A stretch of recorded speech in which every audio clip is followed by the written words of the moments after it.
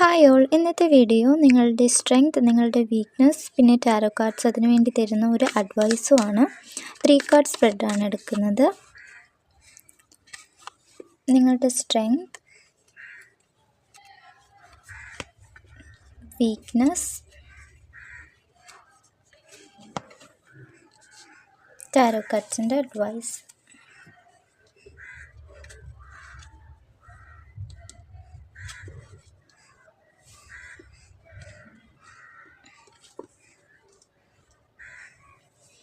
ഇവിടെ നിങ്ങൾക്ക് first card വന്നിരിക്കുന്നത് ജഡ്ജ്മെൻ്റ് ആണ്. ഇത് നിങ്ങളുടെ സ്ട്രെങ്ത് ആയിട്ടാണ് വന്നിരിക്കുന്നത്.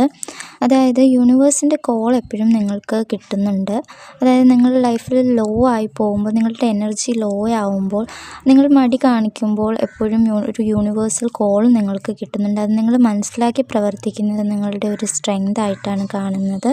ഇതൊരു മേജർ അർക്കാന കാർഡ്, ഒരു സ്പിരിച്വൽ കാർഡാണ്. അപ്പോൾ നിങ്ങളെപ്പോഴും ഒരു സ്പിരിച്വലി കണക്റ്റഡ് ആണ്. അതുകൊണ്ടാണ് നിങ്ങൾക്കതൊരു സ്ട്രെങ്ത് ആയിട്ട് നിൽക്കുന്നത്. എന്നാൽ നിങ്ങളുടെ ഒരു വീക്ക്നെസ് എന്ന് പറയുമ്പോൾ 5 ഓഫ് കപ്സ് ആണ് വന്നിട്ടുള്ളത്. നിങ്ങളിവിടെ സ്നേഹത്തിൻ്റെ കാര്യത്തിലാണ് വിഷമിക്കുന്നത്. കാരണം നിങ്ങൾ മുന്നോട്ട് നോക്കുകയാണ് ചെയ്യുന്നത്.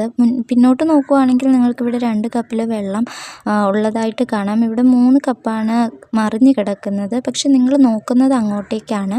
അങ്ങോട്ടേക്ക് നോക്കിയിട്ട് ഒരു കാര്യമില്ല. പക്ഷേ നിങ്ങൾ ബാക്കിലോട്ട് ഒന്ന് തിരിഞ്ഞ് നോക്കുകയാണെങ്കിൽ നിങ്ങൾക്കത് കാണാൻ കഴിയും. പക്ഷെ നിങ്ങൾ അങ്ങോട്ട് നോക്കുന്നില്ല. നിങ്ങളുടെ മനസ്സിൽ വിഷമങ്ങളുണ്ട് എന്നാണ് ഈ കാർഡ് കാണിക്കുന്നത്.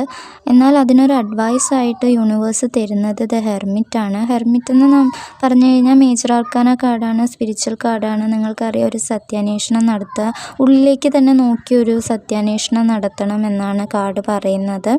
അപ്പോൾ നിങ്ങളുടെ സ്ട്രെങ്തും ഒരു സ്പിരിച്വൽ കാർഡാണ് വന്നിട്ടുള്ളത്, അഡ്വൈസും ഒരു സ്പിരിച്വൽ കാർഡാണ് വന്നിട്ടുള്ളത്. നിങ്ങളുടെ വീക്ക്നെസ് ഒരു മൈനർ ആർക്കാന കാർഡാണ്. അതൊരു 5 എന്ന് പറയുമ്പോൾ തന്നെ ഒരു അൺലക്കി കാർഡാണ്. നിങ്ങൾ ഇവിടെ വളരെ വിഷമത്തിലാണ്. നിങ്ങളുടെ വീക്ക്നെസ് എന്ന് പറയുന്നത് തന്നെ അതാണ്. അപ്പോൾ നിങ്ങൾ സ്നേഹത്തിൻ്റെ കാര്യത്തിൽ വളരെ വീക്കായിട്ടാണ് നിൽക്കുന്നത്. അപ്പം അഡ്വൈസ് എന്ന് പറയുന്നത് ദ ഹെർമിറ്റ് ആണ്. നിങ്ങൾ ഒറ്റയ്ക്ക് ഇരുന്ന് നിങ്ങൾക്ക് വേണ്ടിയുള്ള ഉത്തരങ്ങളൊക്കെ കണ്ടെത്തണം. നിങ്ങൾ ഉള്ളിലേക്ക് തന്നെ നോക്കി, നിങ്ങൾ മറ്റുള്ളവർക്ക് വെളിച്ചം കൊടുക്കുന്നുണ്ടെങ്കിലും നിങ്ങൾ ഇടയ്ക്കൊക്കെ നിങ്ങളുടെ ഉള്ളിലേക്ക് നോക്കി നിങ്ങളുടെ വെളിച്ചം കണ്ടെത്തണം.